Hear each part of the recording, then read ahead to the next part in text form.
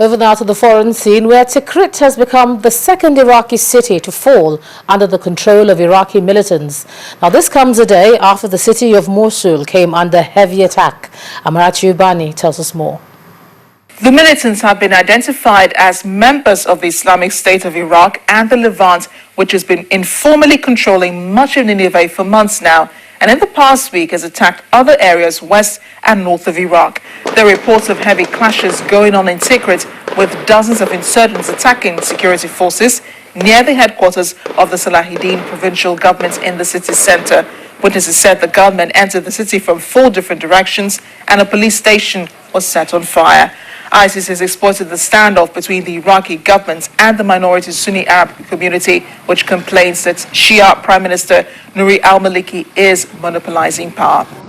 And India is once again dealing with another possible gang rape incident. This time the lady in question was found hanging from a tree in a village in Uttar Pradesh. It's a second recorded incident in less than a month after 2 teenage girls in the same state were gang raped and found hanging from a tree, prompting protests against attacks on women.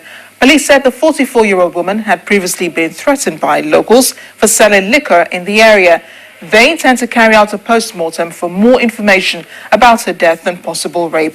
Protests are going on in some major cities in Europe, and it is especially with the transportation workers. Earlier, taxi drivers blocked roads in Paris, Madrid, London, Milan, Berlin, and others, protesting the rise of services booked using smartphone apps.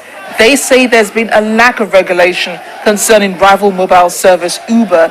Uber argues it is complying with local regulations. The process have created long traffic jams and left hundreds of passengers stranded. Finally, an Egyptian court has sentenced one of the country's most prominent pro-democracy activists to 15 years in jail. Mr. Abdel Fattah was arrested in November last year after taking part in a protest calling for the repeal of a new law that banned unauthorized demonstrations. He had played a key role in the 2011 revolt against former leader Hosni Mubarak.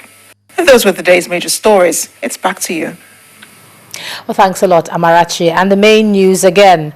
President Goodluck Jonathan has cautioned politicians against making inciting utterances ahead of the 2015 general elections. And the High Court in Benin today barred 4 aggrieved lawmakers from entering the Edo State Assembly complex as the dispute in the House persists. Well, that's the news at 10 tonight. Thanks a lot for staying with us.